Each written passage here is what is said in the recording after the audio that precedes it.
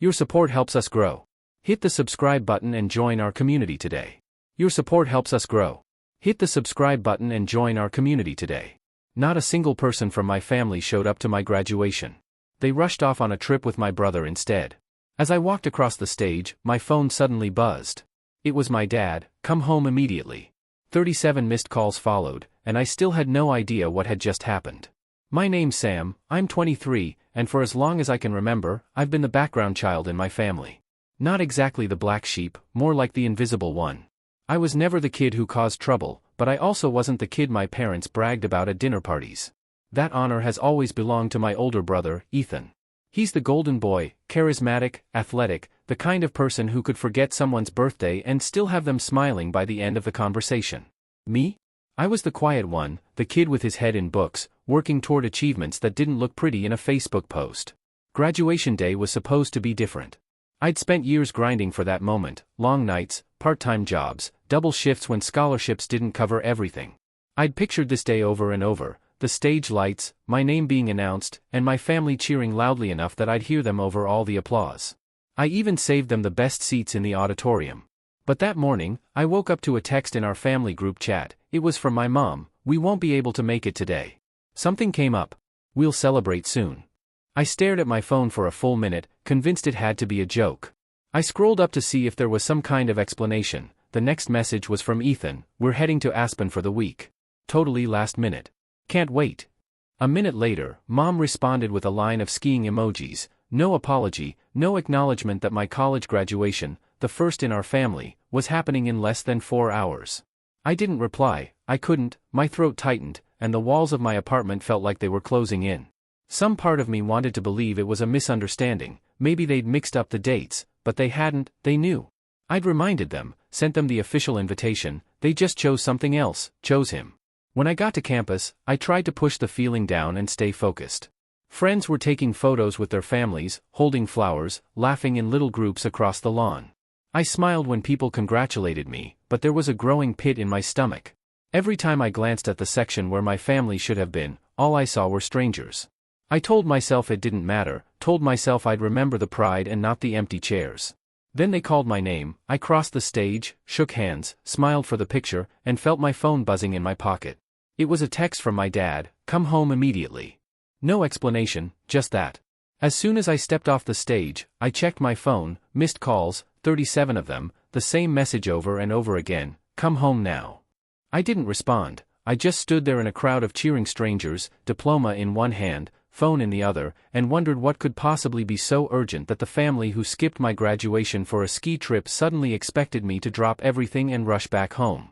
And somewhere in that moment, surrounded by celebration, something shifted in me, a cold, quiet realization that whatever waited for me back home wasn't just something that came up. This was the start of something bigger. I didn't know it then, but that day would draw a permanent line in my family's history, a clear before and after, and I was about to find out just how deep that divide would go. When I finally got back to my apartment that evening, still wearing my graduation gown because I hadn't bothered to change, I saw 3 more missed calls from my dad and 1 from my mom. No voicemails, no explanations, just the same 2 words over and over again. Come home. I sat down at my tiny kitchen table, the second-hand one I bought when I first moved out, and simply stared at my phone. They hadn't contacted me once during the ceremony. No congrats, no send us a photo, not even a message acknowledging it had happened. And yet here they were, treating me like I was late to some emergency I was never told about. An hour later, my mom finally sent an actual message. Your brother needs you. It's important. No context, no how did it go, or we're proud of you. Just Ethan, always Ethan, and I could practically hear the tone behind it, the same one I'd heard my entire life. In our house, Ethan's problems were family problems, mine were just mine. If Ethan scraped his knee, the world stopped until he got a bandage and a bowl of ice cream. If I sprained my wrist in gym, I was told to walk it off because mom was busy. I learned early that my role wasn't to be cared for, it was to be useful, usually when Ethan needed something. I didn't respond. I put my phone face down on the table and opened the fridge, only to remember I hadn't been grocery shopping in weeks. I ended up pouring a bowl of cereal and eating in silence, thinking about how every milestone I'd ever had somehow been overshadowed by Ethan. High school graduation, Ethan threw a house party the night before and got caught, so the entire weekend became about his poor judgment and how hard it was for him. First job, Ethan wrecked his car that same day, and suddenly everyone was scrambling to help him file insurance claims.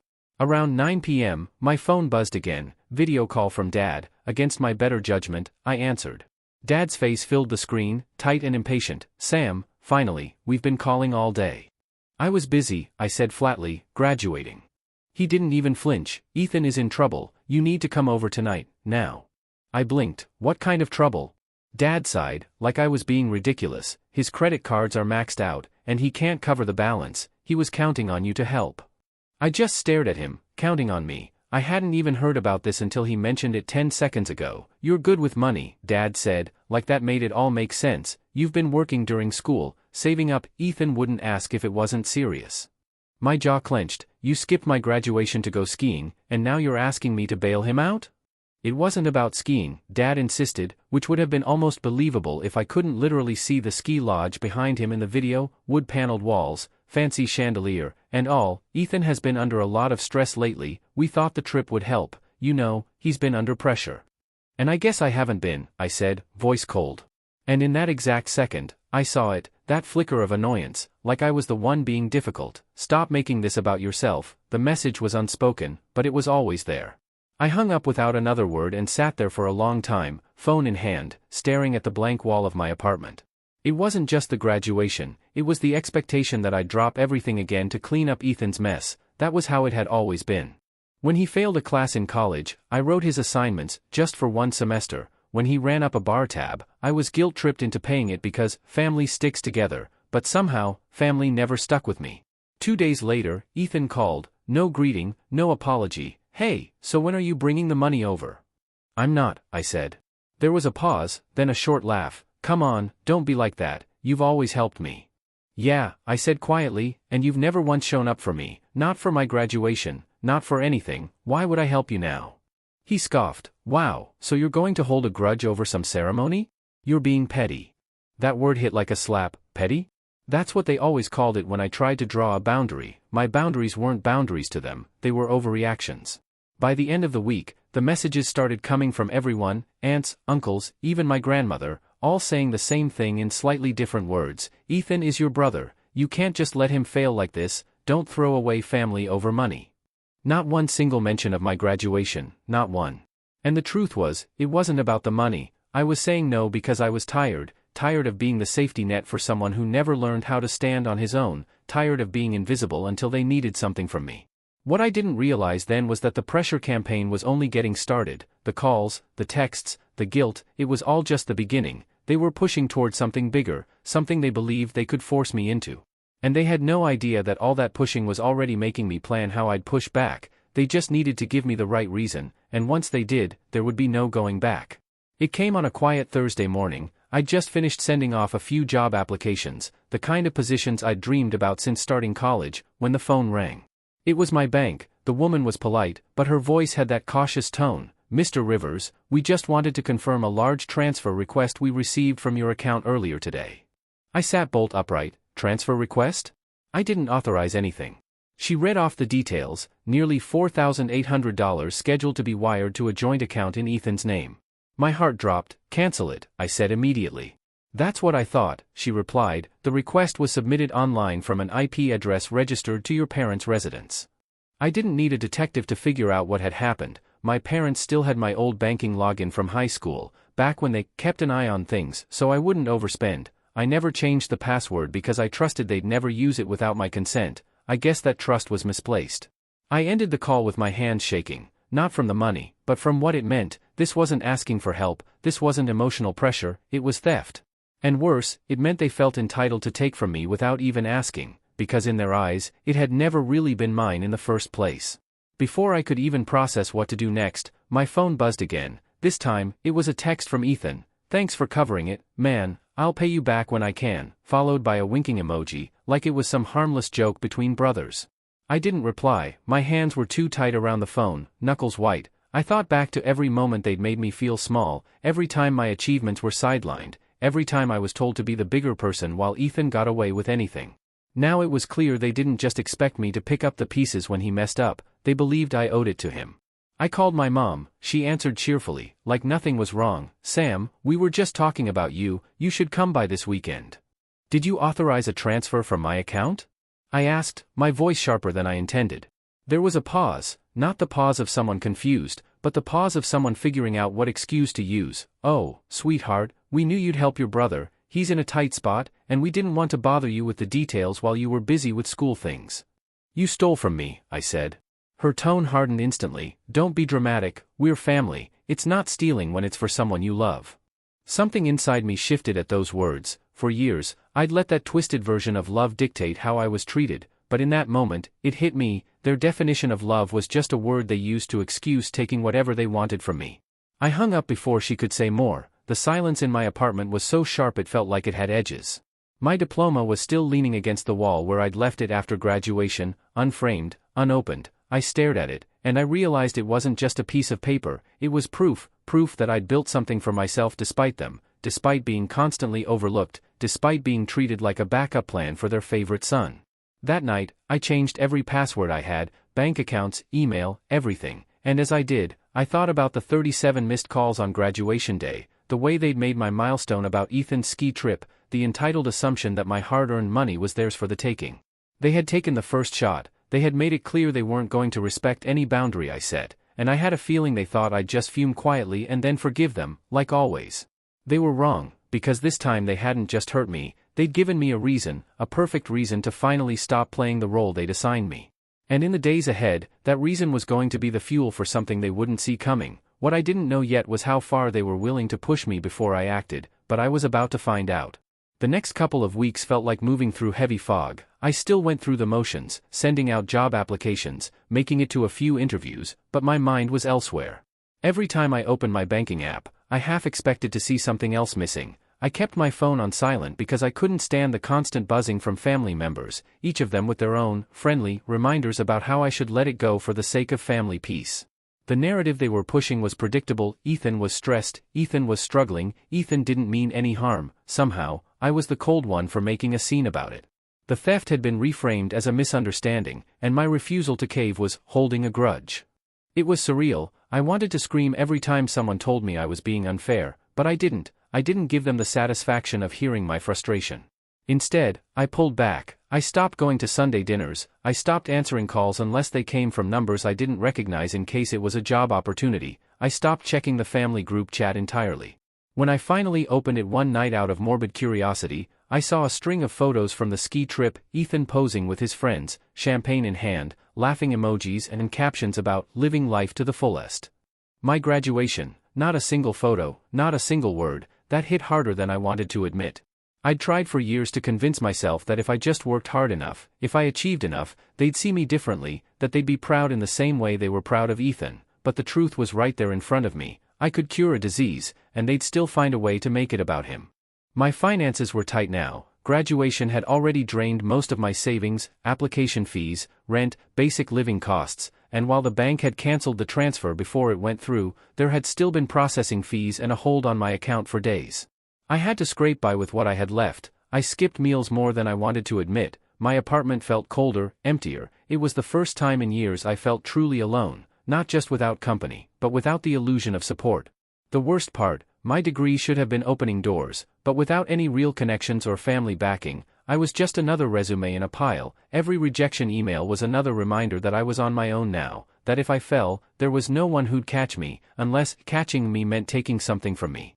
But here's the thing, in that quiet, in that isolation, a part of me started to wake up. I began keeping a small notebook by my bed, jotting down everything that had happened since graduation, every call, every text, every piece of manipulation.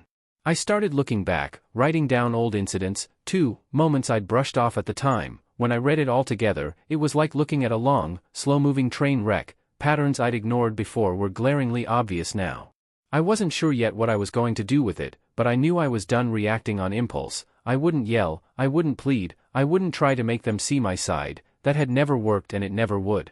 Instead, I was going to wait, watch, let them keep showing me who they were, and when the time came, I'd have more than just the will to stand up for myself. I'd have a plan. The problem was, they weren't done with me yet, and before I could put that plan into motion, they were going to push me further than I'd ever thought possible, far enough that I'd have no choice but to act. The shift started small, almost unnoticeable at first. I landed a part-time research assistant job at a local firm. It didn't pay much, but it gave me enough breathing room to cover rent without dipping into the last of my savings. More importantly, it was a foot in the door, a place where my skills actually mattered and my work wasn't constantly overshadowed by someone else's charm.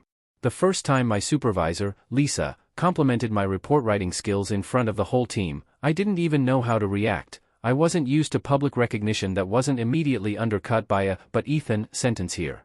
No one compared me to a golden boy, no one minimized what I'd done. I showed up, worked hard, and people noticed. It was strange and intoxicating in its own quiet way. Within 2 months, that part-time role became full-time. I was suddenly making enough to not only keep my bills paid, but to start rebuilding my savings. I upgraded my wardrobe with a few professional outfits, I started eating better, getting back into shape, and even joined a coworker for early morning runs in the park. For the first time in a long time, I woke up each day feeling like my life was actually moving forward, without my family's approval, without their involvement at all. The social shift came next. One of my colleagues, Ryan, invited me to a networking event for young professionals. I almost didn't go. The idea of networking made me think of fake smiles and shallow conversations, but I went anyway, and to my surprise, I met people who were genuinely interested in what I did and what I was working toward. Over the following weeks, I built connections, swapped contact info, and even started attending industry mixers. It wasn't overnight success, but it was steady, undeniable progress. And the best part, my family had no idea. I didn't post about it, I didn't send updates, I learned to love the silence. Every accomplishment felt like a card I was keeping face down on the table, waiting for the right time to flip it over. Financially, I started to pull ahead. By month 4, I'd paid off the small debt I'd carried from my last semester of school. By month 6, I had a growing emergency fund. Around that same time, Lisa recommended me for a side consulting gig with a startup. It was only a few hours a week, but the pay was more than generous, and it let me stretch skills I hadn't touched since my senior thesis. That gig snowballed into another one, and before long, I was making more on the side than I had at my original full-time job. I knew the version of me they were used to, the quiet helper, the one who said yes because it was easier than fighting, would have never reached this point. This was new territory. I wasn't just surviving anymore, I was building leverage. And still, I kept my cards close. When my mom called to ask if I was doing okay financially, I gave her the most generic answer possible: I'm fine. No details, no openings for them to gauge how much they could take. The less they knew, the less they could target. But Ethan couldn't help himself. He started sending me casual messages again. Hey man, how's work? Got any plans for the weekend? I recognized it for what it was, testing the waters. He'd done it before after our fights, slowly sliding back into my life until he could ask for something. This time, I didn't bite. I gave short, polite answers, nothing more. And yet, I could feel something brewing. Call it instinct, call it the years of watching how my family operated. The tone of their rare messages had shifted, polite, even warm, in a way that felt rehearsed. I didn't know exactly what they wanted yet, but I could guess: money, favors, something that benefited Ethan at my expense. What they didn't realize was that they weren't dealing with the same person anymore. I wasn't the broke, dependent college student they could corner with guilt trips. I had resources, I had connections, and for the first time in my life, I had the means to say no and make it stick. Still, I didn't move first. I knew that if I waited, they'd hand me the perfect opening. They always did, and when that moment came, I wouldn't just say no, I'd make it clear in a way they couldn't ignore that the old version of me was gone for good. The moment I was waiting for was closer than I thought, and when it arrived, it would be bigger and uglier than anything I'd imagined. It happened on a rainy Tuesday evening, 6 months after my graduation. I was just leaving the office when my phone buzzed with an unfamiliar number. The voice on the other end introduced himself as Mr. Carter, a senior partner at a mid-sized investment firm. Sam, I've heard good things about you. Lisa speaks highly of your work, and Ryan mentioned you're excellent with financial structuring. We could use someone like you for a project we're taking on. I'd learned to keep my excitement under wraps, so I listened carefully. The project turned out to be a full-scale portfolio restructuring for a local chain of boutique hotels. It wasn't just a job, it was a chance to work directly with high-net-worth clients, to get my name in rooms I'd never even known existed a year ago. The fee they offered for my role was more than my monthly salary at my regular job. I said yes. Over the next several weeks, I threw myself into the work. It was demanding: late nights, endless spreadsheets, constant strategy calls, but I was in my element. My input started to shape decisions. The chain's owner, a sharp but personable man named James Carter, took notice. You're not just good with numbers, he told me one night over dinner with the project team, you understand how people think. That's rare. I didn't know it then, but James would end up being one of the most valuable connections I'd ever make. He had deep ties to the local business community and was well respected in circles my family couldn't even dream of entering. While all this was happening, I was also gathering information, not because I was actively planning revenge yet, but because old habits die hard. I'd been keeping that notebook of mine updated, every petty comment from my family, every manipulation attempt, every subtle probe into my finances. But now I had something more. Through casual conversations with family friends at networking events, it's amazing what people will share over a glass of wine. I learned that Ethan had been trying and failing to get backing for a business venture. Apparently, he'd pitched a half-baked idea for a luxury sports bar to several investors, but no one was willing to touch it. One comment stuck with me: if he can't get someone to co-sign a loan soon, he's sunk. Your parents are really stressed about it. I tucked that away in the back of my mind. I knew my family well enough to see the pattern forming. At some point, they'd try to present this sports bar as a family opportunity, spinning it as a chance for me to support my brother's future. They'd push hard, frame it as an investment, maybe even try to guilt me by saying it would unite the family, and they'd assume I didn't know how bad Ethan's situation really was. Meanwhile, my own position kept improving. When the hotel project wrapped, James pulled me aside. "You ever thought about starting your own consulting business? You've got the skills, and I've got contacts who'd hire you tomorrow." The idea lit something in me. Within a month, I'd filed the paperwork for my own small firm. It was still just me and a laptop in my apartment, but I had my first 2 clients before I even finished setting up the website. By the end of that quarter, I'd made more than I'd earned in an entire year at my first job. I didn't brag, I didn't even hint at it to my family. I let them think I was still working a modest office job, scraping by. Every time Mom asked, "How's work?" I'd give a vague, "busy, but good," and change the subject. The less they knew, the better. But privately, I was building something that gave me real power, not just money, but options. Options to say no without fear, options to walk away without losing anything, options to hit back if they crossed me again. And sure enough, that moment arrived one Sunday afternoon when I got a family dinner invite out of the blue. No reason given, just, "We'd love to see you." I knew this wasn't about catching up, this was the setup. I already suspected what was coming. What I didn't know yet was just how far they were willing to go to try and rope me in, or how perfectly their plan was going to set the stage for mine. I walked into my parents' house on that Sunday evening with the kind of calm you only get when you already know the ending to the story. The smell of Mom's roast chicken drifted from the kitchen, but the atmosphere in the living room was stiff, too rehearsed. Dad was sitting in his armchair, hands folded like he was hosting a board meeting. Ethan was on the couch, leaning back casually, but his eyes were just a little too bright. After the usual hollow greetings, Mom poured me a glass of water and said, "We're so glad you could make it. There's something exciting we want to talk about, a family opportunity." I almost smiled. There it was. Ethan launched into his pitch, complete with printed brochures and a laptop presentation. He talked about the sports bar of the future, about high-end decor and signature cocktails, about exclusive partnerships with local breweries. He used phrases like ground floor opportunity and guaranteed returns.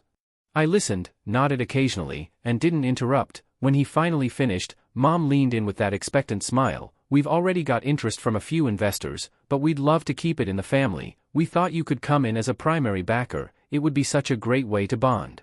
"Really?" I asked, keeping my tone neutral. "And how much are we talking about?" Ethan didn't flinch. $150,000 to start, but you'd own 30%, huge upside, man.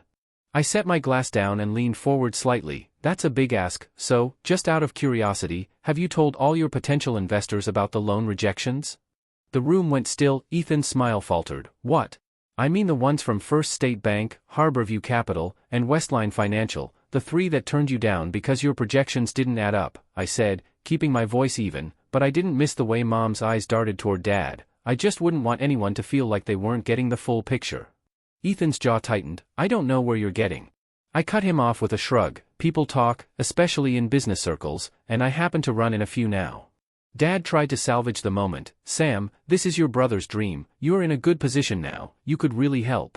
That was my cue. I pulled a folder from my bag and slid it onto the coffee table. Inside was a polished, bound copy of my firm's portfolio. Clients, contracts, revenue projections, all legitimate, all impressive. "You're right," I said. "I am in a good position, good enough to know this isn't an investment, it's a bailout."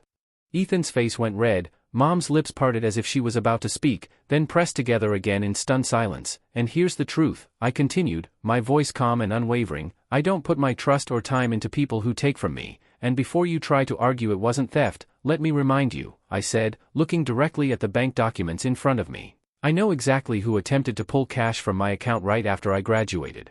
That statement hit the room like a stone dropped into still water. No one moved.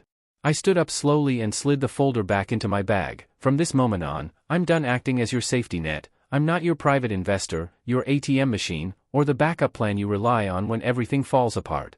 I walked toward the doorway, only stopping once to look over my shoulder, just long enough to twist the blade a little deeper. Oh, and by the way, James Carter, he's a friend of mine now. His business owns 3 of the busiest bars in town. So when your proposal eventually ends up on his desk, and it will, you already know exactly how that's going to turn out.